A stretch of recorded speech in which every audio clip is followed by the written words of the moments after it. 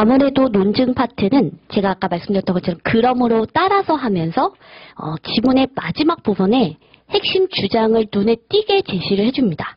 그래서 어떤 친구들의 경우에는 논증 문제가 나올 때 핵심 주장을 먼저 읽고 지문을 읽는 그런 친구들도 있습니다. 어떤 게 더 자기가 편할지 한번 생각을 해보세요. 어려운 논증 파트의 경우에는 차라리 핵심 주장을 먼저 읽고 그 다음에 지문을 읽는 게 더 나을 수도 있어요. 그래서 과학 지문 안에서도 논증 문제가 나올 수가 있는데 괜히 앞에 부분에 제시되어 있는 그런 정보들을 보면서 혼란스러워 할 바야 결국 이 지문을 하고 싶은 이야기를 먼저 읽고 그 다음에 필요 없는 내용들을 골라내는 것도 하나의 방법이 될 수 있습니다. 저의 경우에도 일단 보면 쑥 훑어요. 지문을 빠르게 쭉 훑어보니까 따라서가 눈에 띄었어요. 그래서 따라서에 해당되는 부분을 보고서 한번 문장을 읽어보았습니다.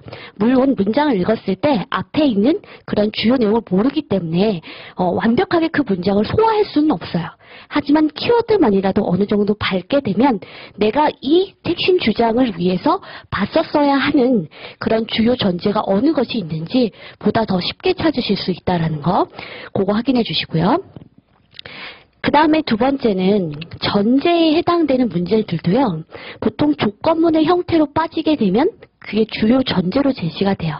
만약 A라면 B이다 라는 꼴로 혹은 인과 논증, 원인과 결과의 경우에는 A가 증가하면 B가 감소하고 B가 감소하면 C의 발병률을 높인다 등과 같은 형태의 문장의 꼴 그런 문장이 있으면 당연히 강화, 약화를 만들기에 굉장히 쉬운 그런 문장 구조가 되기 때문에 애초에 그런 문장들이 있으면 체크를 하시면서 얘가 선택지 나올 가능성이 있겠네 라는 걸 체크하시면서 가시면 좋을 것 같습니다. 자, 우선은 우리 시험이라면 여기 있는 박스에 있는 내용을 두 단락으로 구성을 할 가능성도 굉장히 커요.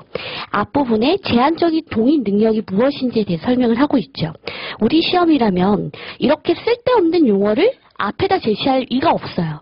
여러분들이 생각했을 때 보통 보면 도덕적 딜레마 논증이 물론 중간 이하부터 있긴 하지만 그렇다고 해서 앞에 부분을 아예 읽지 않으면 문제 풀 때 굉장히 꺼끌꺼끌하고 그 다음 뭔가 기분이 굉장히 나쁠 거예요. 그래서 제 신문에서 어디까지나 앞에 부분의 주요한 전제들, 사실들을 밝히고 있다면 아마 문제 풀 때 써먹었어야 될 가능성이 굉장히 크다라는 거 그것도 기억해 주시기 바랍니다. 자, 우선은 첫 번째 줄에 보시면 어린이를 의료시험 실험 대상에서 배제시켜야 한다는 주장이 대두되었다. 그 이유가 바로 어린이가 제한적인 동의 능력만을 가지고 있다라는 것이고 여기에서 동의 능력이란 하면서 동의 능력을 풀어 쓰고 있어요. 그럼 괜히 풀어 쓴 게 아니에요. 문제를 풀 때 동의 능력이라는 말 대신에 이 동의 능력이라는 그 정의와 관련된 문장 내에서 주요 내용을 얼마나 이해했는지를 물어보는 선택지가 빠질 가능성이 있어요. 그래서 제한 동의 능력이라는 말을 풀어 쓰고 있는 이 문장도 꼭 한번은 읽어주셔야 되는 부분이라는 거. 자, 그래서 여기에서는 자발적으로 받아들일 수 있는 능력을 이야기하는데 어린이들은 그러한 동의 능력이 제한적이라는 것이죠. 따라서 어린이를 의료시험 대상에서 배제시켜야 된다는 주장이 대두되고 있다라는 게 앞부분의 내용입니다. 이러한 상황에서 그래서 이러한 이처럼이 제시되고 있고 여러분들은 거기 부분부터 힘줘서 읽어주셔야 되겠죠. 왜냐하면 도덕적 딜레마 논증을 제시한다가 여기에서부터니까 논증 파트에서 조금 더 전제와 그 다음 결론 간의 관계를 명확하게 밝히셔야 되는 부분도 이 부분부터라고 할 수 있겠습니다. 자, 여기에서는 두 가지의 경우를 제시해주고 있는데 하나는 어린이를 실험 대상에서 배제시키면 이라고 되어 있고요. 두 번째 항은 반면을 기준으로 해서 어린이를 실험 대상에서 배제시키지 않으면 이라는 두 가지의 경우를 제시해주고 있고 제 머릿속에는 두 가지의 비교항, 두 가지의 항으로 나눠지고 있으며 그 다음에 어디까지 생각하셔야 되냐면 선택지를 읽을 때 이 두 가지의 경우 중 어떤 경우를 이야기하고 있는지를 생각하면서 해당되는 문장 내에서 적절하게 판단해야 되겠다. 라는 생각까지 하게 됩니다. 그래서 두 가지의 항을 제시해줬다는 건 선택지의 기준도 두 가지라는 거고 그 두 가지의 항 속에서 적절하게 판단을 해주셔야 되겠죠. 자, 그 다음에 만약 뭐뭐 시키면 등과 같이 조건문에 해당되는 문장들이 있으니까 요거 내용들을 머릿속에 명확하게 넣기보단 얘를 건드렸을 때 여기를 와야겠다는 생각을 하시는 게 훨씬 더 나아요. 어쨌든 이거를 읽는다고 해서 머릿속에 다 남지는 않거든요. 그래서 저는 오히려 구조적인 측면에서 두 가지의 비교항을 설정을 해놓고 두 가지의 경우로 나누고 있고 얘를 건드면 와야 되겠다. 그래서 여기는 좀 가볍게 읽었어요. 자, 그 다음 반면을 기준으로 봤을 때도 배제시키지 않았을 땐 제한적인 동의 능력만을 가진 존재를 실험 대상에 포함시키게 되니까 그랬을 때는 도덕적으로 올바르지 않다라는 거구나. 이렇게 해서 가볍게 읽었습니다. 그래서 따라서라고 하면서 결국 어떠한 선택을 하든 도덕적인 잘못을 저지를 수밖에 없다라고 이야기를 해주고 있습니다. 자, 그 다음 이제 기억, 니은, 디귿 선택지를 보실 때는 자기가 머릿속에 읽었던 내용을 바탕으로 어설프게 판단하는 것이 아니라 당연한 거겠지만 항상 지문 내에 있는 문장을 쫓아가서 그 부분을 판단을 꼭 해주셔야 되겠죠. 그래서 제가 논증 파트에서 여러분들 보면 보통 틀리는 경우는 여러분들이 몰라서 틀리는 게 아니라요. 세트 속에서 막 속도를 내다 보니까 아이고 숨이 차네. 죄송해요. 숨이 너무 차서. 하다 보면 결국에는 여러분들 논증 파트가 11번에서 20번이 있고 31번, 40번에 많이 집중이 되어 있어요. 그 다음에 물론 여기 안에도 한두 문제가 들어갈 수가 있거든요. 그래서 최근에도 보면 10번, 20번에도 등장을 했었습니다. 논증 문제가. 근데 그러다 보면 여러분들이 어떻게 되냐면 1번부터 10번까지는 굉장히 막 속도를 내려고 해도 독해 지문이기 때문에 속도가 안 나요. 아무래도 읽는데 속도가 어느 정도 내려고 하더라도 양이 있기 때문에 그렇게 빨리 속도를 못 내거든요. 그래서 여기까지 한번 풀다 보면 여러분들이 안 좋은 습관이 여기서 한번 시간을 봐요. 시간을 딱 보고 10분 10개까지 풀었는데 어느 정도 흘렸네? 망했네? 큰일 났다. 지금부터 속도를 내야 되겠다. 이상하게 여기서부터 속도를 내거든요. 그러다 보면 논증 파트가 짧으니까 속도를 내려고 하면 속도가 내져요. 그냥 빨리 읽고 빨리 판단하면 되니까. 그래서 여기 부분이 여러분들이 생각 외로 굉장히 정확도가 많이 떨어지는 부분이에요. 여기 부분은 의욕이 굉장히 있다. 여기서부터는 망했네. 속도 내야지. 그러다가 여기서부터는 다시 지문이 길어지니까 또 천천히. 추론 나왔네? 너무 오래 걸렸네? 빨리.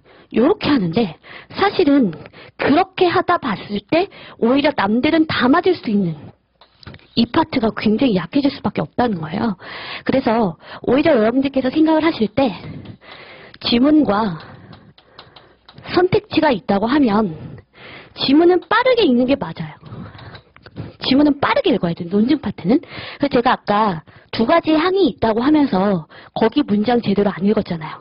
왜냐면 어쨌든 선택지를 판단하기 위해서 그 문장으로 쫓아 올라갔을 때 다시 한번 두 번, 세 번 읽고 정확하게 판단하는 시간이 걸리기 때문에 그래요.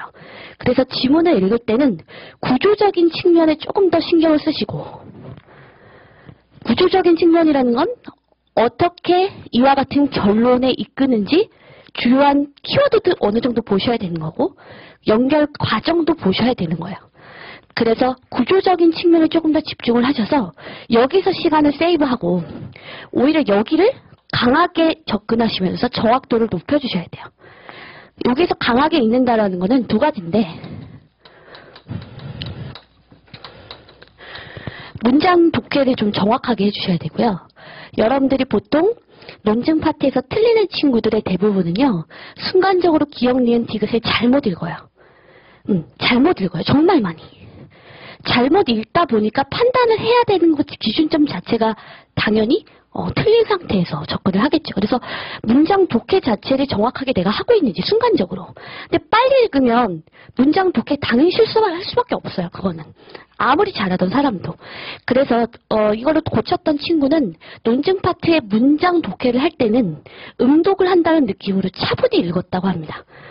왜냐면 그 강화 약화라는 말도 반대로 보여요. 심지어 시험장 하면은.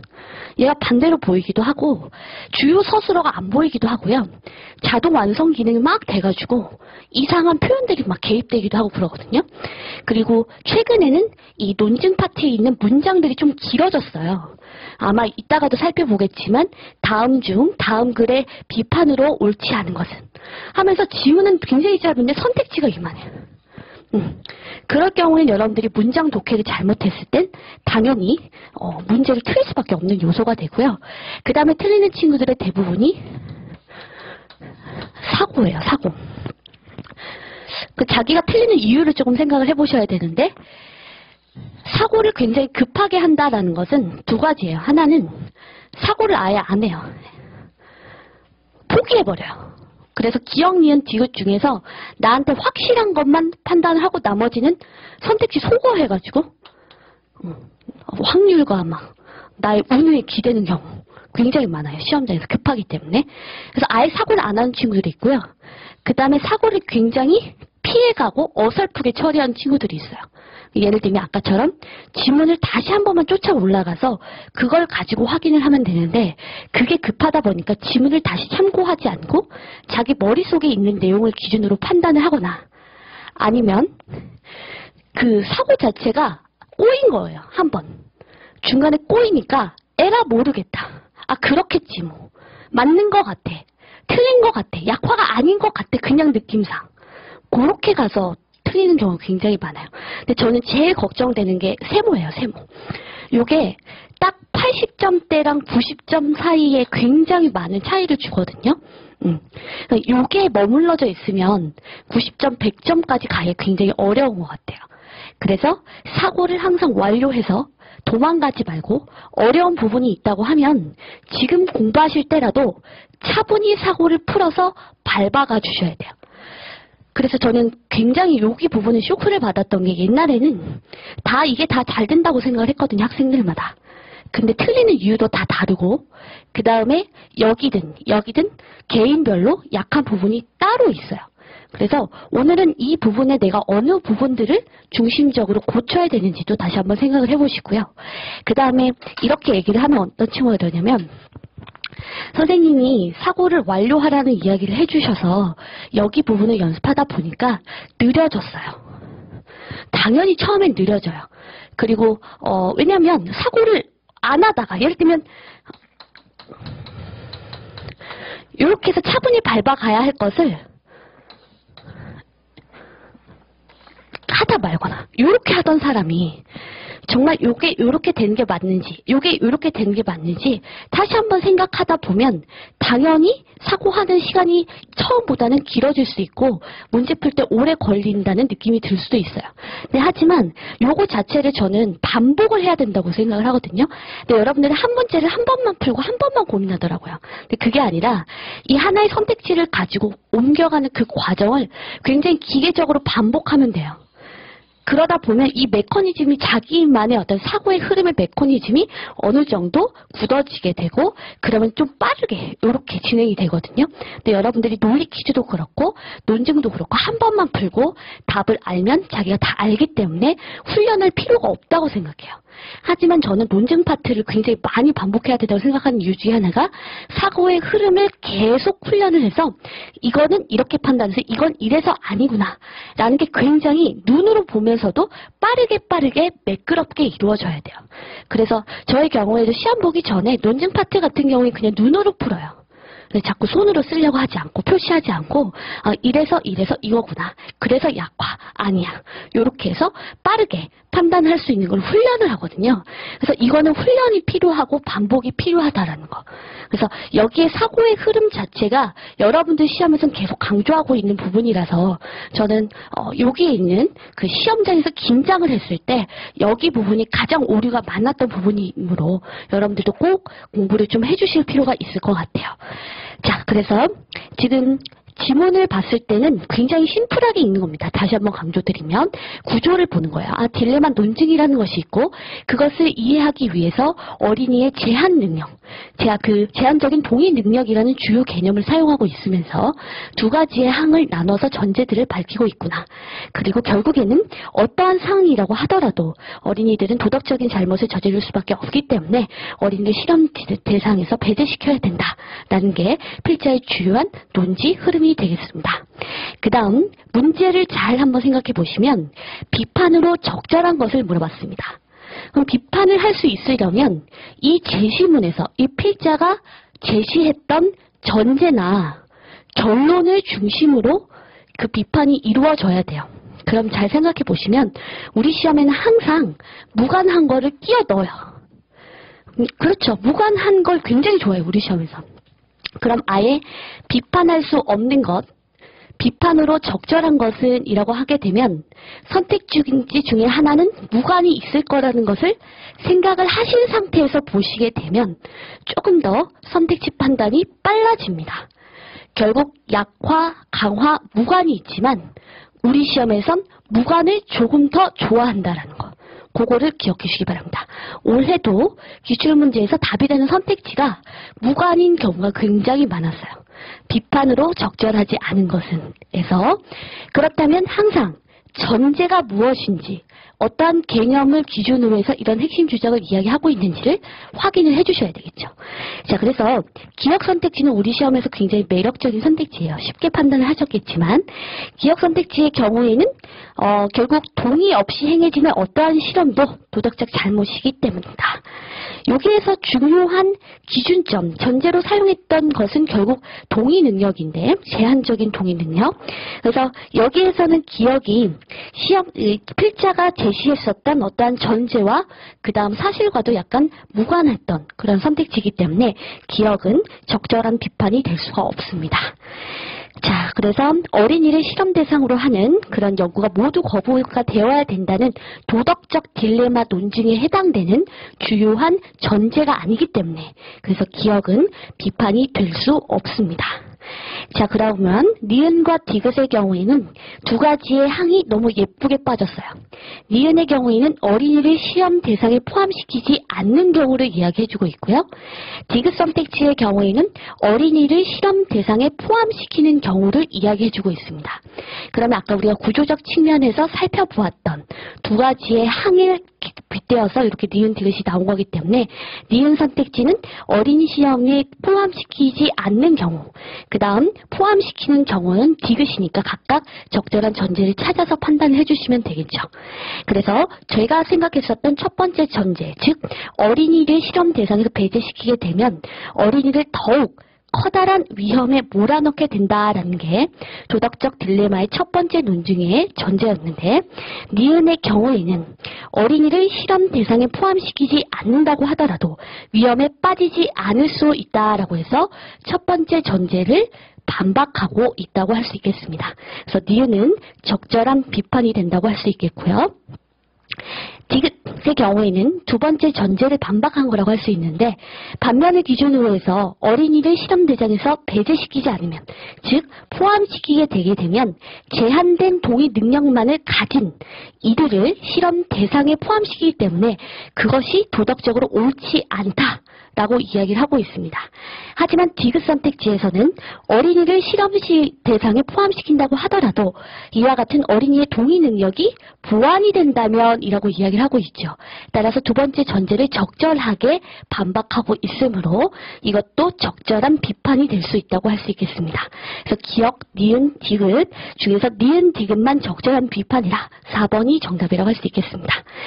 굉장히 쉬운 문제지만 선택지의 구성의 원리를 판단할 수 있는 굉장히 좋은 문제였던 것 같아요. 다시 말하면 어느 정도 우리 논증 문제에서도 기억, 니은, 디귿을 예측할 수 있다는 것이죠. 그래서 논증의 주요한 전제들을 중심으로 해서 각각 하나씩 선택지가 나오게 되고 그것과 무관한 선택지, 기억처럼 나머지 선택지가 나올 수 있다라는 거 그거를 확인해 주시면 되겠습니다. 정답은 4번이 되겠고요.